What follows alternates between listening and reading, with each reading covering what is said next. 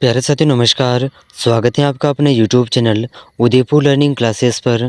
तो Rajasthan BSTC exam 2026 की तैयारी कर रहे हैं तो ये क्लास आपके लिए बहुत ही महत्वपूर्ण रहने वाली है। और राजस्थान जीके से संबंधित जिस तरह से महत्वपूर्ण प्रश्न बीएसटीसी एग्ज़ाम के अंदर पूछे जाते हैं उन महत्वपूर्ण प्रश्नों को हम इस क्लास के अंदर कवर करेंगे। और देखिए राजस्थान बीएसटीसी एग्ज़ाम 2026 के सिलेबस अकॉर्डिंग महत्वपूर्ण प्रश्नों की क्लासेस रोज़ाना आपको इस चैनल पर देखने को मिल जाएगी। तो अगर आप उदयपुर लर्निंग क्लासेस चैनल पर पहली बार आए हैं तो चैनल को सब्सक्राइब ज़रूर कर लीजिएगा। तो देखिए साथियों, आज का जो महत्वपूर्ण प्रश्न है अपना क्वेश्चन नंबर 1 इस प्रकार है। चार हाथों वाले लोक देवता किसे कहते हैं? ऑप्शन 1 है पाबू जी को, ऑप्शन 2 है कल्ला जी महाराज को, ऑप्शन 3 है हड़बू जी को, ऑप्शन 4 है फत्ता जी को। तो सही आंसर कौन सा होगा? Option B. ठीक है, चार हाथों वाले लोक देवता कल्ला जी महाराज को कहा जाता है। तो ऑप्शन बी यहाँ पर बिल्कुल करेक्ट आंसर हो जाएगा। देखिए साथियों, आपको इन प्रश्नों के आंसर कमेंट करने हैं ताकि प्रश्न कंटेस्ट याद हो सके और बीएसटीसी एग्ज़ाम के अंदर छपने वाले हूबहू महत्वपूर्ण प्रश्न आपको इस क्लास में से बहुत से प्रश्न देखने को मिल जाएंगे। तो एक भी प्रश्न को मिस मत करिएगा। ठीक है, चलिए अगला प्रश्न देखते हैं। Question number 2। तो देखिए बहुत ही महत्वपूर्ण प्रश्न आपके सामने है। बहुत ही महत्वपूर्ण प्रश्न। जेठ मल्होत राठौड़ को और कौन से लोक देवता के नाम से जाना जाता है? तो देखिए साथियों, जेठ मल्होत राठौड़ को और कौन से लोक देवता के नाम से जाना जाता है? तो ऑप्शन 1 है पाबू जी, ऑप्शन 2 है आलम जी, ऑप्शन 3 है हड़बू जी, ऑप्शन 4 है मल्लीनाथ जी। तो सही आंसर कौन सा होगा? Option B. ठीक है, ऑप्शन बी यहाँ पर बिल्कुल सही आंसर हो जाएगा। आलम जी के नाम से इन्हें जाना जाता है। अगला प्रश्न देखिए, महत्वपूर्ण प्रश्न है। Question number 3। आलम जी का दौरा कहाँ पर स्थित है? तो देखिए साथियों, आलम जी का दौरा ये कहाँ पर स्थित है? तो देखिए इसका ऑप्शन 1 है जैसलमेर में, ऑप्शन 2 है बाड़मेर में, ऑप्शन 3 है बीकानेर में, ऑप्शन 4 है जोधपुर में। तो सही आंसर कौन सा होगा? तो देखिए साथियों, इस प्रश्न का जो सही आंसर है, इस प्रश्न का सही आंसर हो जाएगा ऑप्शन बी। ठीक है, बाड़मेर में। आलम जी का दौरा बाड़मेर में स्थित है। ऑप्शन बी बिल्कुल करेक्ट आंसर हो जाएगा। अगला प्रश्न देखिए, क्वेश्चन नंबर 4। केहर, कल्याण और शेषनाग का अवतार किसे कहा जाता है? तो देखिए साथियों, केहर, कल्याण और शेषनाग का अवतार किसे कहा जाता है? तो देखिए इसका ऑप्शन 1 है देवनारायण जी को, ऑप्शन 2 है कल्ला जी महाराज को, ऑप्शन 3 है गोगा जी को, ऑप्शन 4 है तेजा जी को। तो सही आंसर कौन सा होगा? इस प्रश्न का सही आंसर हो जाएगा ऑप्शन बी।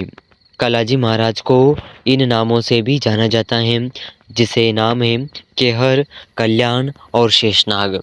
ठीक है, तो ज़रूर याद रखिएगा। वेरी वेरी मोस्ट इम्पोर्टेंट प्रश्न है। और आपके बीएसटीसी एग्ज़ाम के अंदर लोक देवता का जो टॉपिक है इससे संबंधित बहुत से प्रश्न, यानी कि मान के चलिए कि 2 से 3 क्वेश्चन ऐसे होते हैं जो लोक देवता वाले टॉपिक से संबंधित एग्ज़ाम के अंदर घुमा फिरा करके पूछे जाते हैं। तो अगर आप उदयपुर लर्निंग क्लासेस चैनल पर पहली बार आए हैं तो चैनल को सब्सक्राइब कर लीजिएगा। बीएसटीसी एग्ज़ाम की संपूर्ण तैयारी, जीके से संबंधित सभी महत्वपूर्ण प्रश्नों का संपूर्ण निचोड़ आपको इस चैनल पर देखने को मिल जाएगा। ठीक है, तो चलिए अगला प्रश्न देखते हैं। Question number 5। वह लोक देवता जिनकी होली पर सवारी यानी कि बारात निकाली जाती है और इला इली नृत्य किया जाता है। ऑप्शन 1 है पाबू जी, ऑप्शन 2 है इलो जी, ऑप्शन 3 है ये हड़बू जी और ऑप्शन 4 है मेहा जी। तो सही आंसर होगा ये है ऑप्शन बी इलो जी। ठीक है, ऑप्शन बी बिल्कुल करेक्ट आंसर हो जाएगा। अगला क्वेश्चन देखिए, क्वेश्चन नंबर 6। किस लोक देवता ने रामदेव जी के 8 दिन बाद जीवित समाधि ली थी? तो देखिए साथियों, ऐसे कौन से लोक देवता हैं जिन्हें, तो देखिए इसका ऑप्शन 1 है पाबू जी, हड़बू जी, कल्ला जी और गोगा जी। तो सही आंसर कौन सा होगा? ऑप्शन बी हड़बू जी। ठीक है, अगला प्रश्न देखिए, क्वेश्चन नंबर 7। रामदेव जी महाराज ने जीवित समाधि किस वर्ष ली थी? ठीक है। तो अपना जो ये प्रश्न है क्वेश्चन नंबर 6, जब रामदेव जी ने समाधि ली थी तो उनके 8 दिन बाद में कौन से लोक देवता ने समाधि ली थी? तो इसका सही आंसर होगा ऑप्शन बी, हड़बू जी। अब देखिए नेक्स्ट क्वेश्चन पूछा गया है कि रामदेव जी ने जीवित समाधि कौन से वर्ष में ली थी? अब देखिए इसका ऑप्शन 1 है 1448 ईस्वी में, ऑप्शन 2 है 1458 ईस्वी में, ऑप्शन 3 है 1468 ईस्वी में, ऑप्शन 4 है 1558 ईस्वी में। तो सही आंसर कौन सा होगा? Option B. ठीक है, ऑप्शन बी यहाँ पर सही आंसर होगा 1458 ईस्वी में। ठीक है, अगला प्रश्न देखिए क्वेश्चन नंबर 8, खेजड़ी का पेड़ किस लोक देवता से संबंधित है? तो देखिए ऑप्शन 1 है गोगा जी से, ऑप्शन 2 है तेजा जी से, ऑप्शन 3 है पाबू जी से, ऑप्शन 4 है देवनारायण जी से। तो सही आंसर कौन सा होगा? ऑप्शन बी, सॉरी ऑप्शन 1 बिल्कुल सही आंसर होगा। गोगा जी से संबंधित है खेजड़ी का पेड़। ठीक है, खेजड़ी का वृक्ष। तो अगला प्रश्न देखिए क्वेश्चन नंबर 9, जैसलमेर के रणकदेव भाटी से युद्ध करते हुए कौन से लोक देवता वीर गति को प्राप्त हुए थे? तो ऑप्शन 1 है पाबू जी, ऑप्शन 2 है मेहाजी मांगल्याम, ऑप्शन 3 है हड़बू जी, ऑप्शन 4 है कल्ला जी। तो सही आंसर हो जाएगा ऑप्शन बी, जैसलमेर के रणकदेव भाटी से युद्ध करते हुए जिस लोक देवता ने वीर गति को प्राप्त हुए थे तो यह है ऑप्शन बी, मेहाजी मांगलिया। ठीक है, अगला प्रश्न देखिए क्वेश्चन नंबर 10, मेहाजी मांगलिया के घोड़े का क्या नाम था? तो इनके घोड़े का क्या नाम था? ऑप्शन 1 है लीलन, ऑप्शन 2 है किरड़ काबरा, और ऑप्शन 3 है नीली घोड़ी, और ऑप्शन 4 है केसर कालमी। तो सही आंसर हो जाएगा किरड़ काबरा इनके घोड़े का नाम था, ऑप्शन बी। ठीक है, अगला प्रश्न देखिए क्वेश्चन नंबर 11, निम्नलिखित में से कौन सी लोक देवी सती नहीं हुई थी? तो देखिए साथियों ऐसी कौन सी लोक देवी हैं जो सती नहीं हुई थी? तो देखिए इसका ऑप्शन 1 है हड़बू जी। ये लोक देवता के संदर्भ में पूछा गया महत्वपूर्ण प्रश्न है, जहाँ से आपके अब तक के जो एग्ज़ाम हुए हैं उनमें बार बार पूछा गया है। ठीक है, तो इसका ऑप्शन 1 है गेवर माता, ऑप्शन 3 है रानी सती, ऑप्शन 4 है आई माता। तो सही आंसर कौन सा होगा? इसका सही आंसर आपको कमेंट करना है। ठीक है, चलिए अगला प्रश्न देखते हैं क्वेश्चन नंबर 12,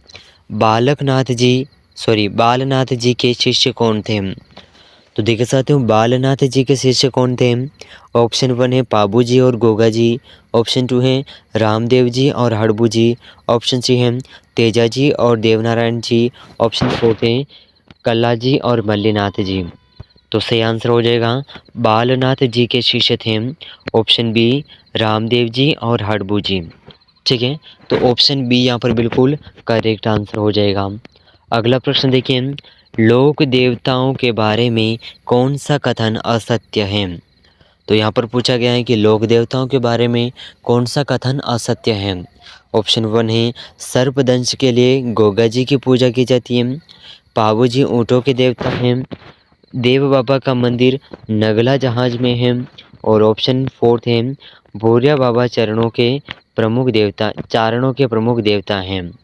तो देखिए सही आंसर हो जाएगा, ये कथन गलत है कि भूरिया बाबा चारणों के प्रमुख देवता हैं। ठीक है, तो ये ऑप्शन गलत है। लेकिन अगर पूछा जाए कि भूरिया बाबा किनके प्रमुख देवता हैं तो ये हो जाएगा मीणाओं के। सही आंसर क्या हो जाएगा? भूरिया बाबा मीणाओं के प्रमुख देवता हैं। ठीक है, ज़रूर याद रखिएगा। चलिए अगला प्रश्न देखते हैं क्वेश्चन नंबर, बहुत ही महत्वपूर्ण प्रश्न है क्वेश्चन नंबर 14, लोक देवता रामदेव जी का जन्म कहाँ हुआ था? तो देखिए साथियों लोक देवता रामदेव जी का जो जन्म है ये कहाँ पर हुआ था? तो ऑप्शन 1 है पोखरण में, ऑप्शन 2 है उड़ू कश्मीर बाड़मेर में, ऑप्शन 3 है रूनीचा में, ऑप्शन 4 है पर्वतसर में। तो सही आंसर हो जाएगा रामदेव जी का जो जन्म है ये कहाँ पर हुआ था? तो इसका आंसर आपको कमेंट करना है। बहुत ही महत्वपूर्ण क्वेश्चन है और very very most important question है। अगला प्रश्न देखिए, इस प्रश्न को ज़रूर याद रखिएगा। निम्नलिखित में से कौन सा युग्म असंगत है? तेजाजी पर्वतसर, देवनारायण जी आसिंद, तल्लीनाथ जी कतरियासर और बाबूजी कोल्लू। तो इसका जो सही आंसर है, ये कथन असत्य है कि तल्लीनाथ जी कतरियासर में स्थित हैं। तो देखिए यहाँ पर सही आंसर कौन सा होगा?